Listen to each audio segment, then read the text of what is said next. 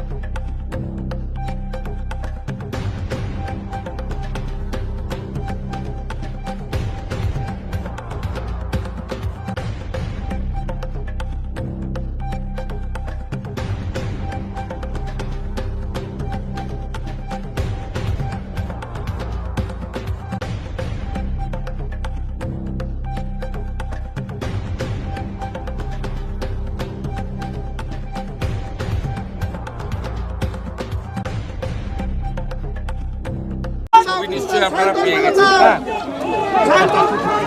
Sabang block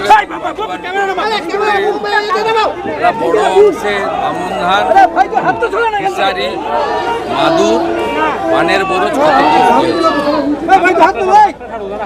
পশ্চিম মেদিনীপুর জেলায় দুটি block সবচেয়ে বেশি ক্ষতিগ্রস্ত হয়েছে। নারায়ণগড় 80,000 টাকা দেওয়া হয়েছে, কন্টিনজেন্সি টাকা দেওয়া হয়েছে। প্রশাসন এবং পুলিশ সমান্তরালভাবে আপনার রিলিফের কাজ করছে। প্রত্যেকটা যারা রিলিফ সেন্টারে ছিল 5 দিনের রেশন দিয়ে বাড়িতে পাঠানো হয়েছে।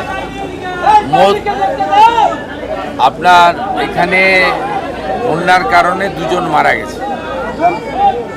তাদেরকে জেলা আমাদের সিআরএফ থেকে 4 লাখ এবং সিএম রিলিফ ফান্ড থেকে 9 লাখ টাকা করে দেওয়ার ব্যবস্থা হয়েছে। আর ইতিমধ্যে এই ব্লকে 11,000 প্রধানমন্ত্রী আবাসের বাড়ি কাজ চলছে। একটা আগের গভর্নমেন্ট দিয়ে গিয়েছিল 60,000 করে, আমরা রিসেন্ট ওদের আরও 60,000 দিয়েছি। আরও 13,000 বাড়ি এখানে হবে। বাড়ি টাকা পেয়ে তৈরি করতে সময় লাগবে।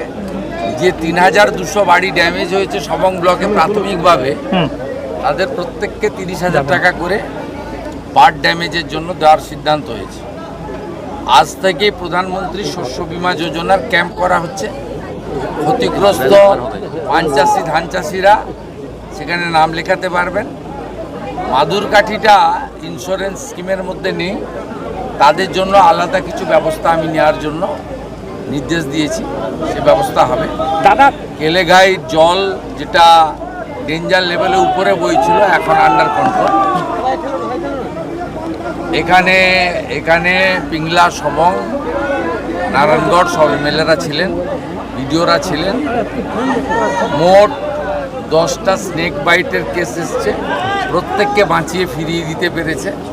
হেলথ ডিপার্টমেন্ট ভালো কাজ করেছে, পিএইচই ওয়াটার পাউচ ডিস্ট্রিবিউশন করেছে, পুলিশকে আলাদা করে টাকা দেওয়া হয়েছে তারা যাতে জলবন্দি লোকেদের বাড়িতে রেশন এবং 20 লিটারের খাওয়ার জলের জারকিন পৌঁছে দিতে পারে, সে কাজগুলো তারা করছে।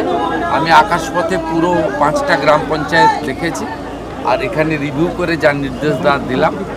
আরামবাগ এলাকাতে বন্যা হয়নি, যদি ডিবিসির অতিরিক্ত জল আসে বা অতিরিক্ত বৃষ্টি পরবর্তী সময় হয়, এটা রিভিউ করব। প্রস্তুতি মানে হার্ড প্রিকশন মিটিং একটা করব, করে আমাকে বাগডোগরা যেতে হবে। এখান থেকে আরামবাগ চলে যাবে। স্বরাষ্ট্রমন্ত্রী আসবেন বিকেলে। দাদা, এর আগে কেলেঘাই, কপালেশ্বরী এই সমস্ত এলাকা অবহেলিত ছিল। আপনি এই জলমগ্ন হওয়ার সঙ্গে সঙ্গে এখানে এরা বলছিল 1986 সালে জ্যোতিবাবু এসেছিলেন বার্ডে, তারপরে এই কোনো মুখ্যমন্ত্রী 1986-তে, তাই তো বললেন যে জ্যোতিবাবু এসেছিলেন তারপরে। আর কি করা যাবে, আগের মুখ্যমন্ত্রীরা গ্রামের মানুষকে মানুষ বলে মনে করতেন না, আর আমার সঙ্গে তো গ্রামের মানুষের নাড়ির টান না। তো গ্রাম আমার গ্রাম আমার শুরু, গ্রামই আমার শেষ।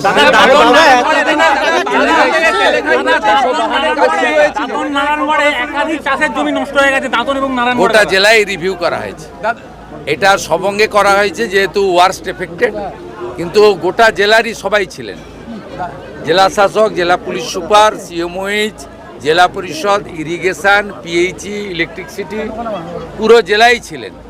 ও সব এমএলএরা ছিলেন এখানে, এখানে প্রায় 7-8 জন এমএলএ ছিলেন। কি করতে হবে ডিটেলসে বলে গেছি। আমার মনে হয় বিধায়করা সন্তুষ্ট, তাই তো? আমাদের দেবরার এমএলএ আছেন, শুধু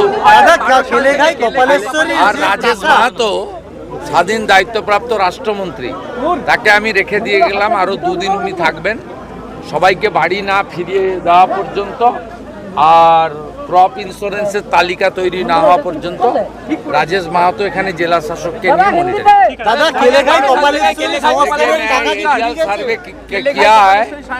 यहाँ 5-6 जीपी, कम से कम 50,000 लोग अभी भी पीड़ित है, और कैंप में भी 4-5 हजार आदमी है। सब मिला के जो जो काम करना चाहिए था वो रिव्यू करके आज से किया। हम लोग ये 2 डेथ कैजुअलिटी है, और बाकी जो जो करना है सब काम हम लोग कर दिया, सर्वे भी कर लिया, और डायरेक्शन भी मिल गया है डिस्ट्रिक्ट मजिस्ट्रेट का लीडरशिप में। राज्य सरकार के साथ डिपार्टमेंट और विधायक लोग चुने हुए लोग थे, सब डिस्कशन हो गया। इसमें कभी कहाँ कभी कमी नहीं होगा, भरपूर सपोर्ट मिलेगा। কেলেঘাই কপালেশ্বরী সংস্কারের পরেও এইরকম কেন বন্যা? मैं एरियल सर्वे किया ना, जो वीडियो डाल दिया, देख लेना। मैं पूरा जो हमारी केलेघाई एडजेसेंट जो एरिया है, यहाँ लांगोलकाटा से लेकर दुबराजपुर से लेकर हमारी मोयना बागचा से गुड़ग्राम मोहम्मदपुर से लेकर ये जो पूरा जीपी है, सबंग ब्लॉक का 5 जीपी है, भगवानपुर ब्लॉक का 4 जीपी है, मोयना का 1 जीपी है, और पटासपुर 1 का गोकुलनगर जीपी है। ये सब मैं आधा घंटा से ज़्यादा एरियल सर्वे किया। কেলেঘাই নদী সংস্কার হয়ে मैं आरामबाग जा रहा हूँ। আগে সরকার বলেছিল কেলেঘাই সংস্কার হয়েছে, তারপরে